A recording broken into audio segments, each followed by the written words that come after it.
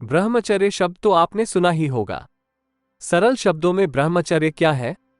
जवाब में ज्यादातर लोग कहते हैं कि ब्रह्मचर्य का मतलब सेक्स करना नहीं बल्कि वीर्य को शरीर में बनाए रखना है, लेकिन यह जवाब सही नहीं है।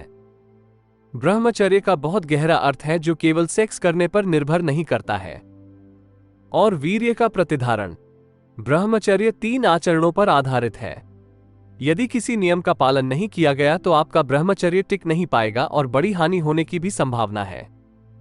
सुविधा के लिए मैं पहले बता दूं कि आधुनिक विज्ञान ने साबित कर दिया है कि मस्तिष्क की शक्ति का ब्रह्मचर्य से अटूट संबंध है। ब्रह्मचारी लोगों का मस्तिष्क न्यूरोट्रांसमिशन सिस्टम सामान्य लोगों की तुलना में बहुत मजबूत होता है। परिणामस्वरूप उनकी स्मरण क्षमता कई गुना अधिक होती है। जो लोग ब्रह्मचारी होते हैं उनके मस्तिष्क में ऑक्सीटोसिन हार्मोन की नियामक क्षमता अधिक होती है, जिसके परिणामस्वरूप किसी भी मामले में उनकी एकाग्रता और ध्यान मजबूत होता है। उन्हें न्यूरोएंजाइम रोग नहीं है। उन्हें चिंता या अवसाद नहीं है। वे हमेशा शांत रहते हैं और उनकी निर्णय क्षमता अच्छी होती है। अब प्रश्न यह है कि वास्तविक ब्रह्मचर्य के 3 अभ्यास कौन से हैं और इनके अभ्यास के तरीके क्या हैं? क्या ब्रह्मचर्य का पालन किसी भी उम्र में शुरू किया जा सकता है? एक समय की बात है, एक 14 वर्ष का युवक था जिसके भीतर वासना का पहला बीज अंकुरित हुआ। यह एहसास उसके लिए बिल्कुल नया था। जैसे ही वासना उसके शरीर और मन को बदलना शुरू कर देती है, उसे शरीर की खोई हुई भावना का पता चलता है। ऐसा लगा मानो वो अचानक बड़ा हो गया हो। शरीर की नई अनुभूति के मोह में उन्होंने अतीत के सभी खेल कूद को पीछे छोड़ दिया और एक नए अध्याय की शुरुआत की।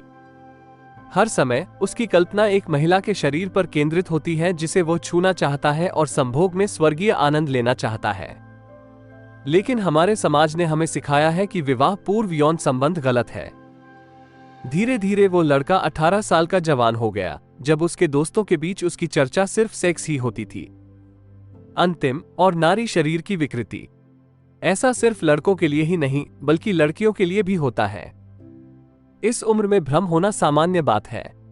युवक ने कहीं से सुना था कि शुक्राणु की हानि से शरीर कमजोर हो जाता है, मस्तिष्क की सामान्य स्थिति समाप्त हो जाती है और बुढ़ापा बहुत जल्दी आ जाता है। महिला के शरीर की कल्पना करने और अपने हाथों पर सीमेंट बर्बाद करने के बाद उसे पश्चाताप महसूस होता है।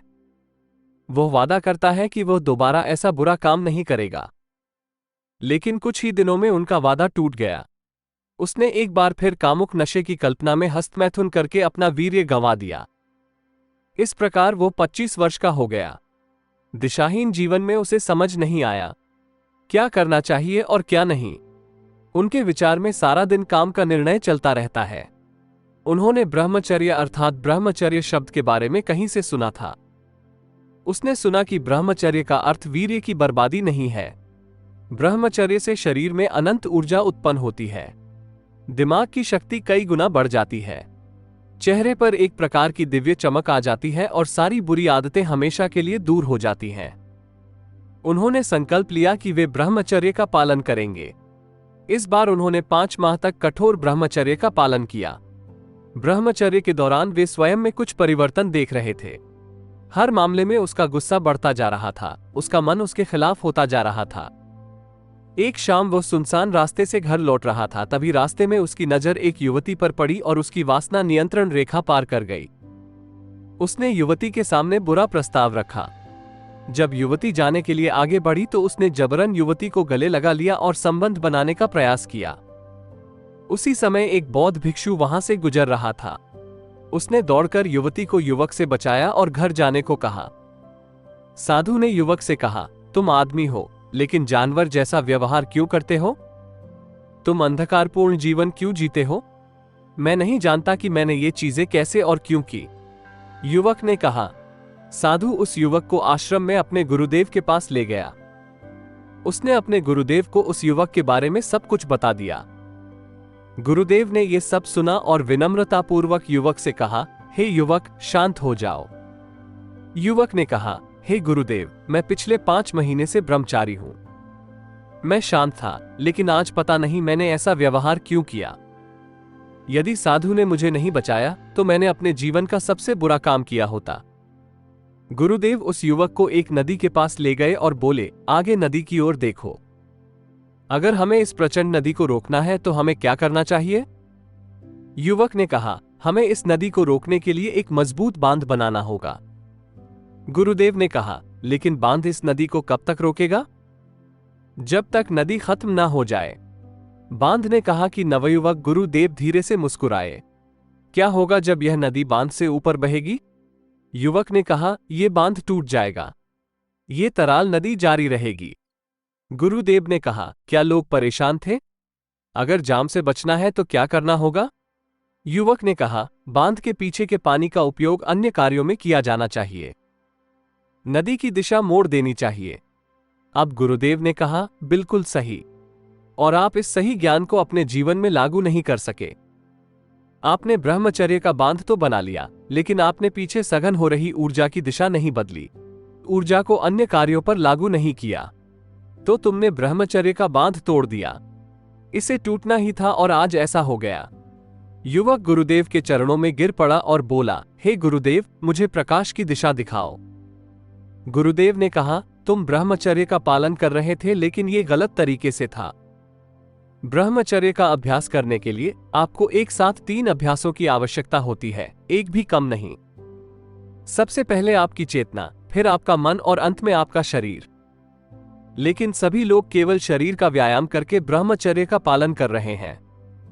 वे चेतना और मन को जाने देते हैं, इसलिए ब्रह्मचर्य की बाधा आसानी से टूट जाती है।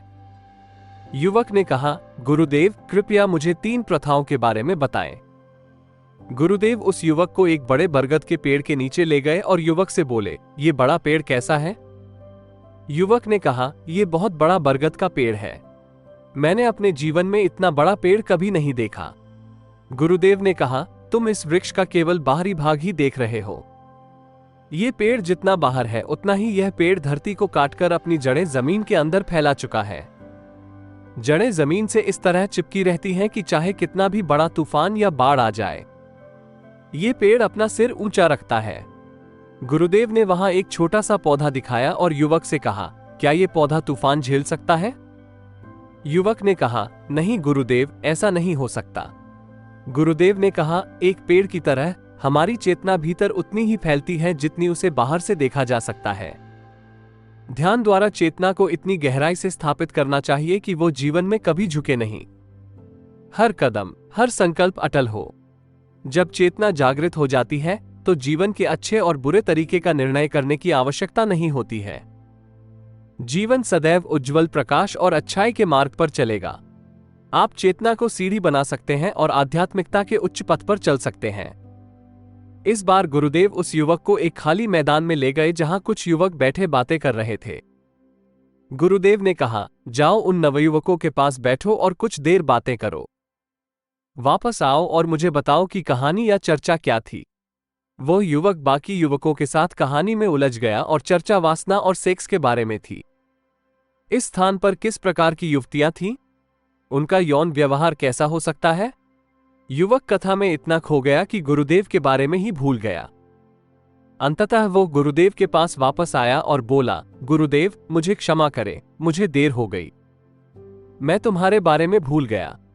गुरुदेव ने कहा, वहां क्या चर्चा चल रही थी? युवक ने कहा, गुरुदेव, वासना और सेक्स के बारे में चर्चा हो रही थी। गुरुदेव ने कहा, तुम्हें वहां आनंद आ रहा होगा, तो तुम मेरे बारे में भूल गए। वो मन के संबंध में दूसरा अभ्यास है। आपका मन जिस दिशा में जाएगा, आपकी चेतना की जड़ें उसका अनुसरण करेंगी। किसी विशेष तरीके से मन को नियंत्रित करने का प्रयास करना मूर्खतापूर्ण कदम है। साधु संत की ही सात्विक संगति और गुरु की संगति आपके मन को वासना से मुक्त कर सकती है। साधु लोगों की संगति का अभ्यास करो। तीसरा अभ्यास है शरीर। वीर्य को इस शरीर में बनाए रखने के लिए आपको अलग से कोई संकल्प या प्रतिज्ञा करने की आवश्यकता नहीं है।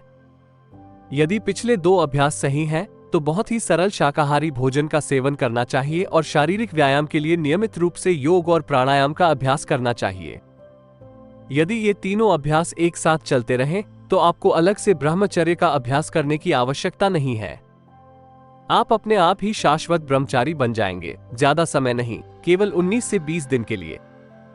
आप इस पथ पर इन 3 अभ्यासों से एक साथ गुजरें, आपको बदलाव नजर आएंगे। आपके मन, विचार, शरीर और मस्तिष्क में यदि आप लंबे समय तक इस मार्ग पर चलेंगे तो शारीरिक, मानसिक और मस्तिष्क की शक्ति कई गुना बढ़ जाएगी। युवक ने कहा, गुरुदेव, मैंने भ्रम में बहुत समय व्यतीत कर दिया। क्या मैं इस उम्र में ब्रह्मचर्य या ब्रह्मचर्य शुरू कर सकता हूं? गुरुदेव ने कहा, निश्चित रूप से आप कर सकते हैं, क्योंकि आध्यात्मिकता, मन और चेतना को समय से नहीं मापा जा सकता है। जीवन की किसी भी उम्र में यह ब्रह्मचर्य आरंभ किया जा सकता है। इस बार युवक ने कहा, गुरुदेव, आपने मुझे नया जीवन दिया है। आपको शत शत नमन। प्रिय मित्रों, आशा है कि ब्रह्मचर्य का गूढ़ सिद्धांत आपके सामने काफी सरल बना दिया गया होगा। 3 अभ्यास एक साथ आज नहीं तो कल शुरू करें और आप अपने जीवन को एक नए तरीके से खोज लेंगे। अगर आज के एपिसोड में आपको कुछ भी समझने में दिक्कत हो तो कृपया कमेंट बॉक्स में लिखें। सभी को धन्यवाद। धन्यवाद।